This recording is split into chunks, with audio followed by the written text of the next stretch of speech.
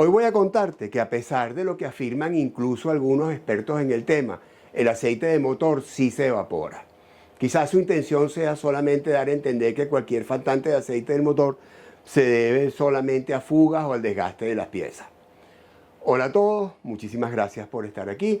El tema del video de hoy es evidentemente la volatilidad del aceite de motor y vamos a responder una por una y con la rigurosidad de costumbre cada una de las interrogantes que vemos aquí. Empecemos entonces por la más obvia. ¿Se evapora el aceite de motor?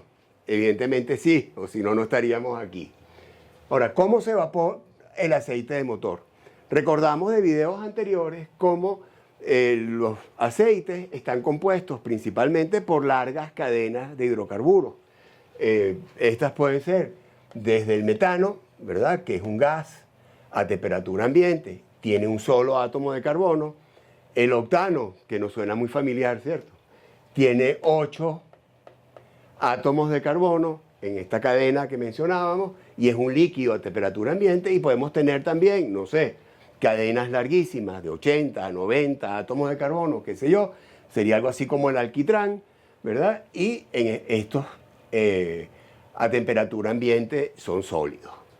Aquí en verde quería resaltar que en la medida que aumenta el peso molecular, también lo hace el punto de ebullición. No nos olvidemos que el punto de ebullición es la temperatura a la que la presión de vapor del componente se hace igual a la presión circundante, a la presión del entorno, y por tanto da inicio el proceso de evaporación. Vemos entonces cómo a medida que más liviano es el componente, ¿verdad?, más rápido se mueven sus moléculas dentro del compuesto. En este caso tenemos el ejemplo del metano y por tanto es un gas a temperatura ambiente. Se le hace mucho más fácil escapar a causa de la velocidad con que se mueve.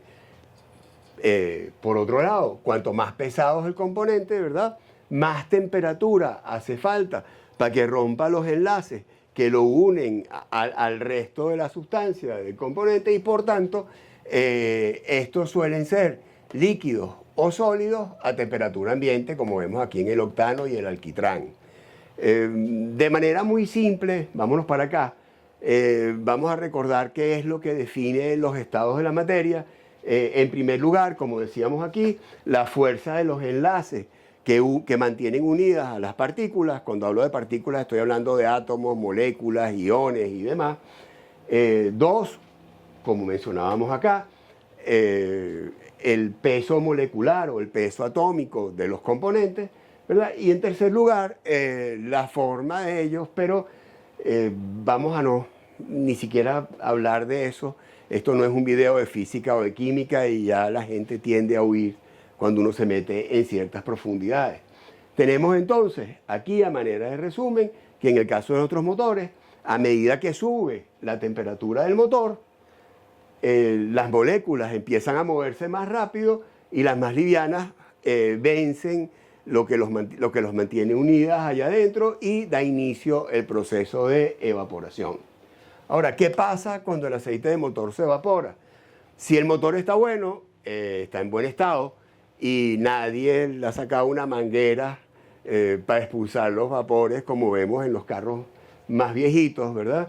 Esos vapores que se forman en el cárter del motor son llevados por la válvula PCD a la cámara de combustión y se queman, siendo, no sé, esencialmente invisible a nuestros ojos. No nos enteramos de dónde va a parar ese aceite que se evaporó. Descrito de otra forma, viendo qué es lo que pasa cuando el aceite de motor se evapora, vamos a usar este grafiquito que tengo acá. En este eje tenemos, digamos, el peso molecular de los componentes de una muestra de aceite, digamos, no sé, un poco de SAE 50 de motor. Y aquí cómo está distribuido el peso molecular de esos componentes. Vemos que sigue esta curva. Es una curva normal, eso la hemos visto un montón de veces en matemáticas, no sé si de bachillerato. Esta línea representa la media ponderada. ¿Qué pasa? Aumenta la temperatura, como ya dijimos, acá y acá. Los componentes más livianos son los primeros que se pierden. Digamos que perdemos todo esto que está de aquí para acá, ¿verdad? Y al perderlo se nos modifica esta curva, ya no tenemos los componentes más livianos, ¿verdad? Perdón por el mal dibujo, y la curva se nos convierte en algo así. Se nos desplaza la media ponderada de los componentes que teníamos aquí en esta línea naranja hacia la derecha, hacia el lado más pesado, y por tanto el resultado es que la viscosidad del aceite aumenta. El aumento de la viscosidad, por supuesto, afecta su capacidad para fluir, especialmente en frío. Se ve reducido el volumen del aceite. Al haber menos aceite para hacer todas las funciones que el aceite cumple dentro del motor, este se oxida más rápido, por lo tanto empieza a deteriorarse más deprisa. Es lo que queremos decir con eso. A menor cantidad de aceite tenemos una mayor concentración de contaminantes. Recordamos que el aceite tiene detergentes y dispersantes para mantener los contaminantes que se producto de la combustión, del sucio, que logra vencer el filtro de aire y eso en suspensión. Y quiero mostrar aquí este dibujito como para entenderlo más fácil. Tenemos un volumen de aceite y estos punticos que están acá representando los contaminantes que tiene dentro. Cuando reducimos el volumen del aceite, esos punticos quedan más pegaditos uno con otro. Eso es justamente lo que representa el aumento de concentración, lo que es el aumento de concentración. Tenemos todos esos contaminantes en un menor volumen de aceite. Eso hace que, nuevamente, ¿verdad?, tengamos una mayor pérdida de características del lubricante y eso conduce a más desgaste del motor. Ahora, más desgaste del motor implica, ¿verdad?, que vamos a tener aún más contaminantes del aceite y eso nos va a llevar a una mayor pérdida aún de las características beneficiosas del aceite, nos lleva a más desgaste, ese más desgaste nuevamente a más contaminantes, nuevamente a una pérdida de características, nuevamente a más desgaste, y así caemos en un ciclo, digamos un círculo vicioso, ¿verdad?, de deterioro del lubricante, lo que conlleva a, digamos, una disminución de la vida útil del motor, para no ser muy dramático. Ahora, ¿es posible medir lo que se pierde por evaporación? Sí, por supuesto que sí. De hecho, eso está dentro de los estándares que ya hemos visto también en el pasado, que tienen que cumplir dentro de las normas API, ASEA, IASO y demás. En general, el principal ensayo que se utiliza para determinar de manera precisa y repetible la cantidad de aceite que se pierde por evaporación y llevarlo a la aplicación de las normas es el ASTM. Ya dijimos también lo que era ASTM en el pasado, de 5800. La prueba se titula Prueba estándar para pérdida evaporativa de aceites lubricantes por el método NOAC. NOAC es el apellido del señor que inventó el ensayo, y los europeos por su lado tienen su ensayo, que básicamente es lo mismo, que se conoce como CSL40A93. ¿En qué consiste la prueba NOAC? Bueno, básicamente, intenté representarlo acá. Se toma una muestra de aceite, esto rojo que está acá, quise pintar una resistencia que hace que la muestra de aceite se caliente a 250 grados centígrados durante una hora mientras una corriente de aire controlada pasa por encima. Transcurrida esa hora se determina el porcentaje de pérdida de masa que tuvo la muestra. Esto, como está en condiciones controladas, y por ahí les voy a poner una foto de la máquina, de una de las máquinas con las que se hace, nos permite, como dije antes, la repetibilidad para llevarlo a una norma estándar.